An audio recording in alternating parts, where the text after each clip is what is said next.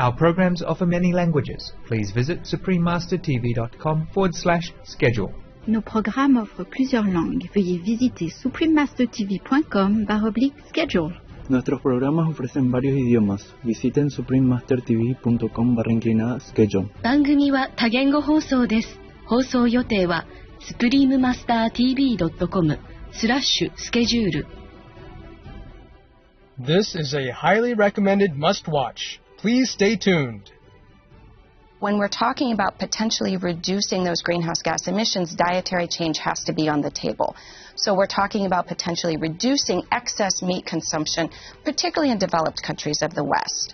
And we get co-benefits from that. We know that excess meat consumption also contributes to negative health outcomes. So for us, it's potentially a win-win to address the climate crisis, but also health problems. Continue watching to find out more. Hello, fabulous viewers. I'm William. The people of Australia care deeply about your health and happiness because we are all brothers and sisters in truth. May the Almighty bless you abundantly.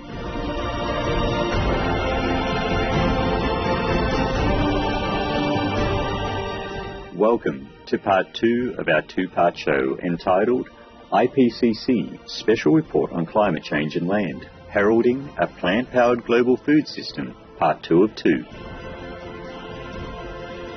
The Climate Change and Land Special Report released by the UN Intergovernmental Panel on Climate Change, IPCC, in August 2019 is a much-needed boost in our ongoing tussle with climate change. It comes on the heels of the 2018 Special Report on the Impacts of Global Warming of 1.5 degrees Celsius, which warns that we have only 12 years left by 2030 to take drastic actions to limit global temperature rise to 1.5 degrees Celsius from pre-industrial time. With 1.5 degrees Celsius of planetary warming, Earth will still face a high risk of food and water shortages, extreme weather, loss of biodiversity, rampant wildfires, and mass coral reef disintegration. However, it gives us a fighting chance to forestall a catastrophic runaway global warming. That is why the 174 countries at the 2016 Paris Climate Agreement considered it imperative that we keep global temperature rise to 1.5 degrees Celsius, or at least well under 2 degrees Celsius. One of the most notably important assumptions in the 2018 IPCC Special Report was that global emissions of CO2 must begin declining by 2020 to limit Earth's temperature rise to 1.5 degrees Celsius by 2030. Since countries usually implement their plans over a 5 or 10-year time frame, the plans really need to be on the table very soon. This is why, according to more and more key climate scientists and politicians, including His Royal Highness Prince Charles of the UK, we actually have only 12 months for nations to negotiate and agree to new large cuts in their own carbon emissions. Long-standing IPCC member Hans Schellenhuber, founder and director emeritus of the Potsdam Climate Institute, commented, "The climate math is brutally clear. While the world can't be healed within the next few years, it may be fatally wounded by negligence until 2020. The grim reality is, current plans will take us to a 3 to 5 degrees Celsius warming by the turn of the century, according to the UN. This could set off even more tipping points in the subsequent centuries, resulting in a hothouse Earth, a scenario that could mean the end of life on Earth. Some intellectuals are skeptical whether a 3 to 5 degrees Celsius warming could lead to an existential threat, pointing out that our planet has seen temperatures as high as 14 degrees Celsius warmer in the last 500 million years. However, temperature changes were so gradual in the past that life had plenty of time to adjust. By contrast, the present rate of warming calculated over the past 40 years is a staggering 60 times faster than any natural climate change. According to a study led by Jonathan Baker, a geoscientist of the University of Nevada, this is far faster than any living thing had to cope with. The exceptions are mass extinction events, in which an abrupt climate change, asteroid strike, or some other global natural disaster occurred. In those events, an average of 83% of species was lost. Perhaps it is not a coincidence that biologists are saying that we are in the throes of the sixth mass extinction. According to the UN Environment Programme, 150 to 200 species of plants, insects, birds, and mammals are disappearing every 24 hours. Around 1 million species are facing extinction within decades. That is nearly 1,000 times the natural rate. In view of such daunting challenges, the IPCC Climate Change and Land Special Report could represent our last hope for a sustainable future. It is the first ever comprehensive look at the whole land-climate system in all its complexities. Weighing in at close to 1,400 pages, it covers a wide array of topics related to land use and recommends 40 measures aimed at reining in climate change. Most of these measures have only low to medium benefits, but two prominent themes in the report point to a powerful climate solution with overarching rewards. It is also a solution that can be carried out on both the individual and the governing front. The first of these themes involves the preservation of our world's forests, as well as other land-based carbon-absorbing sinks, such as wetlands and grasslands. The second theme focuses on putting an end to our grossly inefficient food system.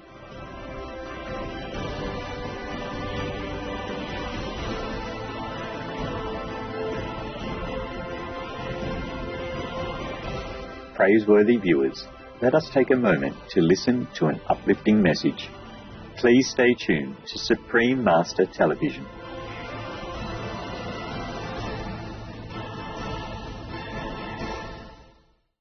Welcome back, truthful viewers. Let us now take a closer look at the two key themes from the IPCC report that could provide an answer to our climate crisis. Since both themes are tied to land use, it is not surprising that they are inextricably intertwined. The first theme focuses on the fact that healthy ecosystems and soils serve as an important carbon sink, that a degraded land can only sequester a small amount of CO2 or even function as a net greenhouse gas emitter.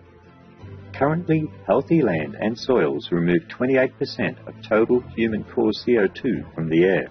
By contrast, human activities have degraded 2 billion hectares of land, the size of South America. Thus now, this land cannot capture any significant amount of CO2 from the atmosphere at all. With the world population expected to reach 10 billion by 2050, further degradation of our land is anticipated. Accordingly, the authors of the report say that it is of paramount importance to protect Earth's carbon sinks, particularly the tropical rainforests. In other words, we cannot continue to clear-cut old-growth rainforests the way we do now, at the rate of 30 football fields per minute, or around 12 million hectares per year.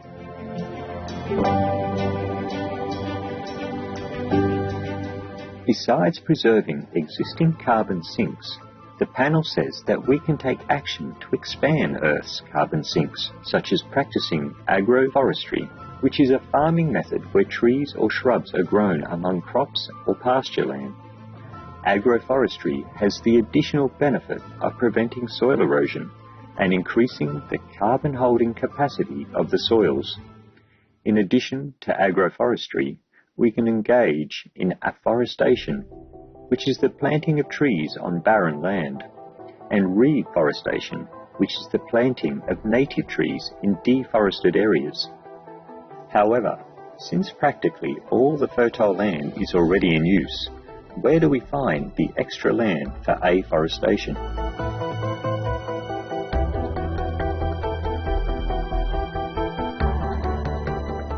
That brings us to the other key theme, or proposition of the report, which is a global food system reform. Part of the reform involves reducing food waste, which the panel says accounts for 8 to 10% of all global emissions. This is a significant number. The ways by which we can cut down on food waste include improving harvesting methods, reducing overeating, and refraining from discarding excess food. However, the real elephant in the room that has received little attention in the past high-profile reports is that an astonishing 77% of the world's agricultural land is either grazing land or cropland for livestock production. Despite taking up such a high percentage of our best land, meat and dairy only make up 17% of global caloric supply and 33% of global protein supply. Given such a woefully wasteful food system, it is no surprise that meat, dairy, farmed fish and eggs top the chart as contributors to greenhouse gases. The report concludes that transitioning to a plant-strong diet can free up hundreds of millions of acres of land, which will help to curb deforestation and climate change. In Chapter 5, titled Food Security, of the IPCC's report, they compared the greenhouse gas mitigation potential of various diets, and clearly the vegan diet emits the least amount of GHGs. The panel also points out that a plant-strong diet is health-promoting and puts much less pressure on the medical systems of nations and consequently the world economy.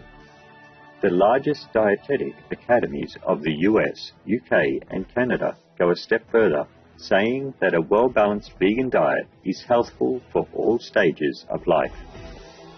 Let us now hear from one of the lead authors of the Climate Change and Land Report, Professor Pamela McGilvey, on this topic. We know that our dietary choices make a big impact. So, for example, if we talk about high greenhouse gas emissions diets, those are associated with meat consumption. And so when we're talking about potentially reducing those greenhouse gas emissions, dietary change has to be on the table. So we're talking about potentially reducing excess meat consumption, particularly in developed countries of the West. And we get co-benefits from that. We know that excess meat consumption also contributes to negative health outcomes. So for us, it's potentially a win-win to address the climate crisis, but also health problems. Thus, it is clear that a plant-based diet is the ultimate solution, halting both greenhouse gases and deforestation in one sweep. Upon hearing of the IPCC Special Report's suggestion for the world to transition to a plant-strong diet, our beloved Supreme Master Ching Hai was overcome with joy. We had good news. United Nations and all the countries in the world signed the less meat protocol. So it's becoming official now. I hope they'll just go forward, become meatless. Not less meat, but meatless. No meat at all. That's why I came to celebrate with you. I want to thank all the vegans out there, all the persons, all the groups, all the organizations, all the governments, anyone who ever promote compassionate vegan way of life to save our world for us and for the next generation. Even just in your heart, you wish the world to become vegan. And all the governments who approve, who make into law, or who are going to make into law, for the citizens to stay on compassionate, healthy vegan diets. I thank all of you. May you continue these noble actions to save our world and the planet for the next generations. May God bless you forevermore.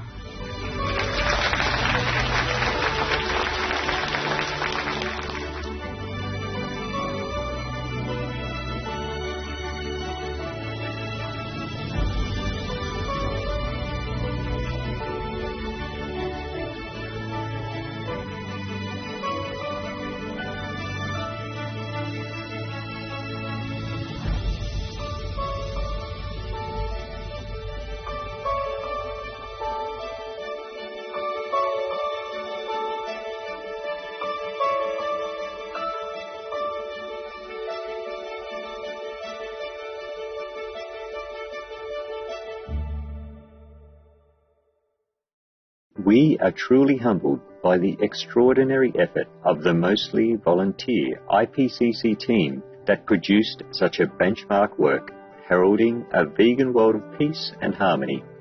We pray that every person who contributed to this special report will be honoured in heaven for eternity.